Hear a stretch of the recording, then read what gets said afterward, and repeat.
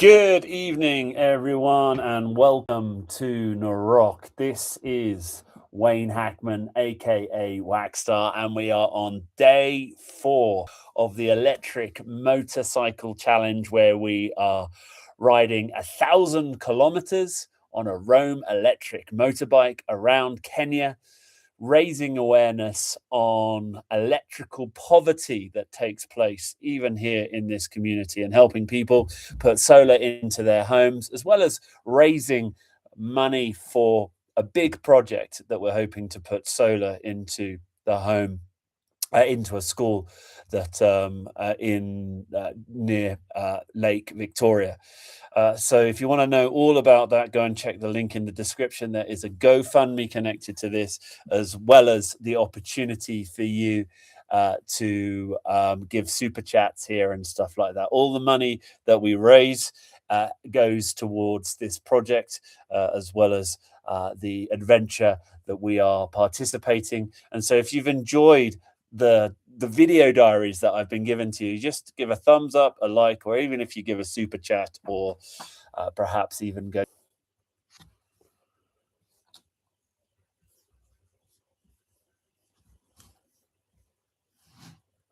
Hello, am I back? I don't know if I'm back. I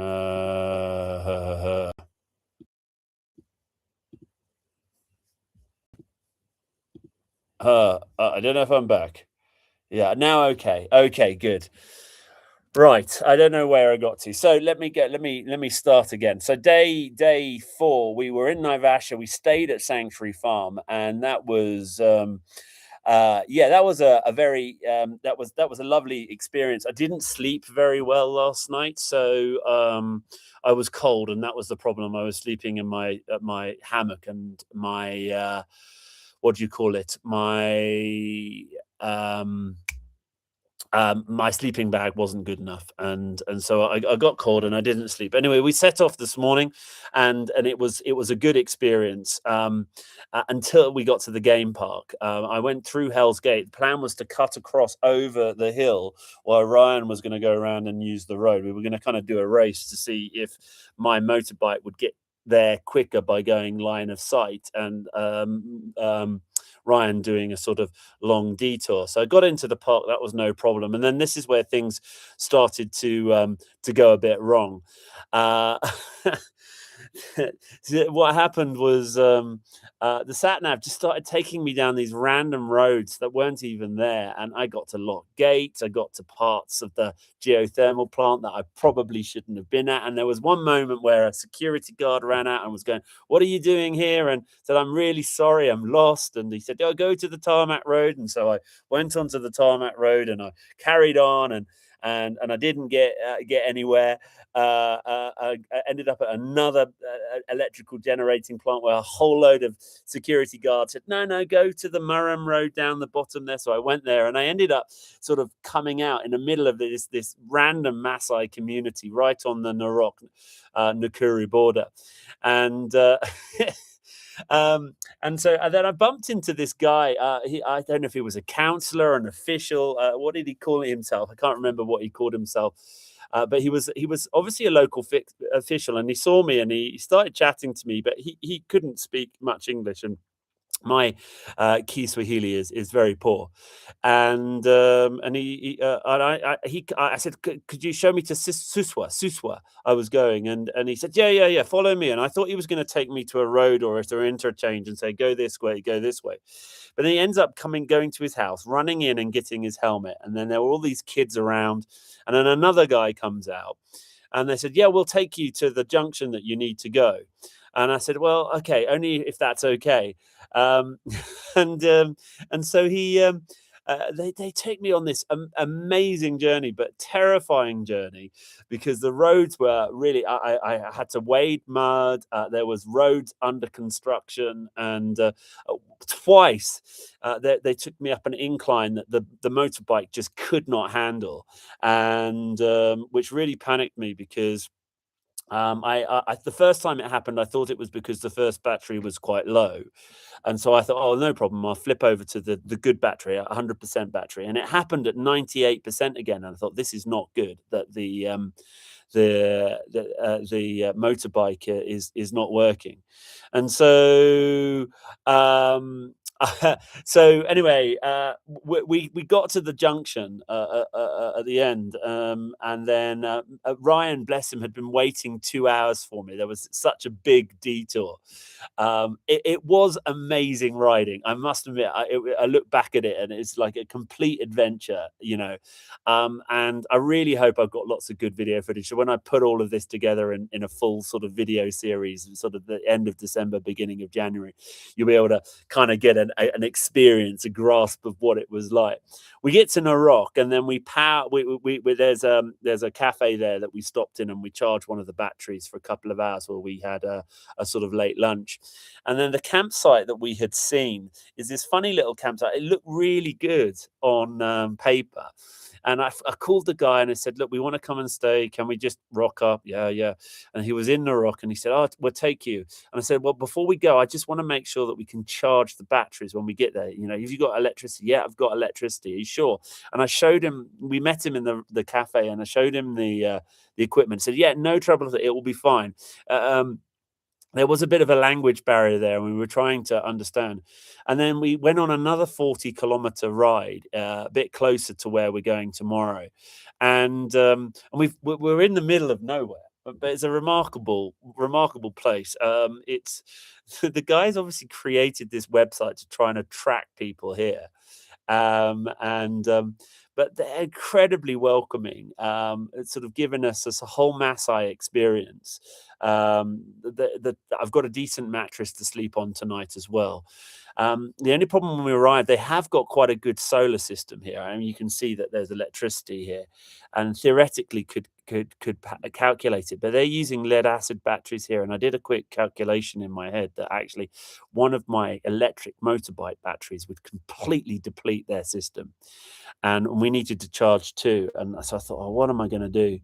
And so anyway, we were chatting to the guys, and they've taken the two batteries and the two chargers off into the local town, and they said that they can get them charged. So all being well, the batteries will return about 8 o'clock, and then we can head out down into the deep loiters. But it was a bit touch and go today. And Ryan, who is a very organized guy, I think was getting a bit stressed by my disorganization. But he's been incredibly patient with me, and so we're here, and we've got a lovely tent to sleep in. We've just been sat around the fire, just listening to Maasai songs and talking about culture and differences in culture. Our water came from a hot spring to shower from, which is the hottest water that we've had since we've been here, and it's just lovely. And now we're ready for bed. So it's been a really eventful, just. There's a bit of road riding, a bit of range battery anxiety, a bit of like, will we be able to charge the batteries when we get to the campsite? And then there was this whole massive detour coming through Hell's Gate and through random roads where Google Maps just did not have a clue. And yeah, and so here we are. We made it, and we're going to go for it. We're going to go down to the Tanzanian border. We reckon we've traveled about 750 kilometers so far by bike. That's, not including the Laikipia bit that we went up to, which is really impressive. So we'll very easily be able to hit 1,000. So getting there tomorrow is really important. We have these 3 boxes that we want to give away. We've got 2 homes lined up. And of course, we've got this more advanced power system that we're going to give to a medical mission. And so it's really important that we get there. And so, those of you who pray for me, please pray that we get there. That actually we don't have any too many serious detours. We can't afford that battery wise. The hope is that we'll get there and meet our stay in this place. I'm really looking forward to showing you around Maasai Academy and all that they've done down there. It's some remarkable stuff. I'm just looking forward to putting in these remaining solar systems, the solar systems which you guys have helped raise money for, and that's really important. But we're still looking for more sponsorship. So if you're able to do a go support the GoFundMe, or rate or subscribe, keep watching the video, share with your friends, get the word out of what we're doing. I just really want us to raise the awareness of electrical poverty that there is here in Kenya, not just in Kenya, but across the world, and actually how simple solutions can bring electricity to people's homes, and they're renewable, so they're not relying on the grid. It was quite interesting going through Hell's Gate today, where Kenya generates a lot of its electricity through geothermal, and that's really impressive. It really, really is impressive. But we should be doing more of that here in Kenya. We should be creating 150% of our electricity off renewables, and reliable renewables as well. Geothermal. There's massive geothermal here. There's massive amounts of sunlight here. And it's stuff, small things that we can do. So if you're watching this, please rate and subscribe, share. I'm just having a look down. No questions today. Thank you for the feedback that you gave me, guys, on the glitches that we experienced. Hopefully that it improved. Frank, thank you so much for being on the stream again. Really appreciate it. Yeah, I see you saying sorry for the challenges. Yeah, it was interesting, but it actually is part of the adventure, and I'm hoping that my broken way of sharing the story with you now is bringing you along on the adventure. And tomorrow, I'm sure there'll be more challenges tomorrow, and we'll just face those, and we'll get to the loiters, and we'll get these solar boxes installed, and then we'll come back. We're not too sure which route we're going to come back. There's talk about going through Kericho, perhaps back up through Narok, so we'll decide that when we get down to the loiters tomorrow and talk about it. So yeah, all really, really good stuff. So if you stuck with me throughout the whole stream, thank you for doing that. I appreciate that. Go check out the GoFundMe connected to this post, and all being well, I'll be back on at 9 o'clock tomorrow to share about my loiters experience, and and then we'll talk about how we can install some of these solar boxes. Anyway, so unless there are any other questions on the stream, thanks Lottie's Hobby for saying goodbye and sleep well. I appreciate it. Frank, thank you so much for thank you so much for being with us again. Yeah, you are the faithful. You've been every stream so far, and all being well, you'll be with us tomorrow. I see Money and Marriage is saying, is one of your batteries faulty? I don't think so. I thought that they were, but the bike has really peculiar electrical behavior. And I haven't quite worked it out, if it's an overheating issue, if it's just the motor isn't strong enough to propel it up certain parts. When it's on open road, it seems to be fine, but when it hits the really challenging terrain, and we're talking about sort of stuff like that, it ground to a halt twice today, and it did the same on the Marigat to Laikipia route as well. And so I spoke to our host tomorrow, and says that there's one escarpment climb tomorrow, but the rest is pretty flat, so that should be quite helpful. And I'm pretty confident we'll get there, even if Ryan has to throw a rope out of the window and pull us. We will get there tomorrow. I don't think the roads tomorrow will be as bad as the roads I experienced today. Ryan took a different road, and actually, just coming this far so far, we've experienced the roads are much better. Last time I came down this way was 8 years ago, and the roads seem to be much better, and they haven't had rain for a long time, so the roads are dry as well, which is good. So yeah, thanks, man. I appreciate that. That's the spirit. I don't think the passage is going to be quite as difficult tomorrow. I don't think the batteries are faulty, although I am curious to talk to Rome to find out why the batteries do this. At the end of the day, it's a bike designed for boda bodas to bash around Nairobi. They did always say it was quite robust, and actually, that's another thing. We had some damage to the bike today. The little windscreen, the nuts have rattled free, so I've had to sort of zip tie those into place. Nothing serious, but it did make me think, oh my goodness, I hope there are no other nuts that have rattled free. So I will just go around the bike tomorrow. I don't have any headphones to listen to music while I'm driving, but to be honest, there's so much going on. And that little off that I had on the second day just made me think I really need to be concentrating on the road and not listening to music, particularly on the rough bits. There's so much that's going on that my mind is so active.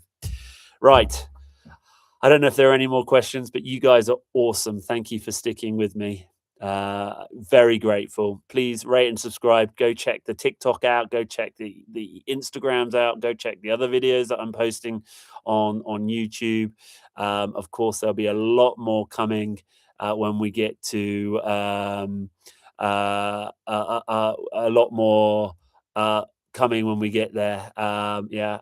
Is Rome following my journey? No, not really. And it's interesting, the guy that I spoke to who helped me build the bike is not really interested. So their technical support was great. But I thought Rome would have reached out and said, go on, keep going, particularly with the amount of kind of coverage I've put on the YouTube channel. But that's fine. That's fine. I'm not in it. I'm not here to glorify Rome motorbike. I'm here to make a difference in homes that don't have electricity. I think that's it. Thank you. Goodbye, Lottie. Goodbye, money and marriage. Goodbye, Frank. Bless you. Thanks for watching me. And I'll catch you. I'll wait a few more seconds to see if there are any more questions that come up. And if not, I'm going to go hit the sack and hopefully have a really good night rest tonight. So nothing more is coming up. So I'll say goodbye. Blessings to you all. And thank you so much for joining with me. Bye.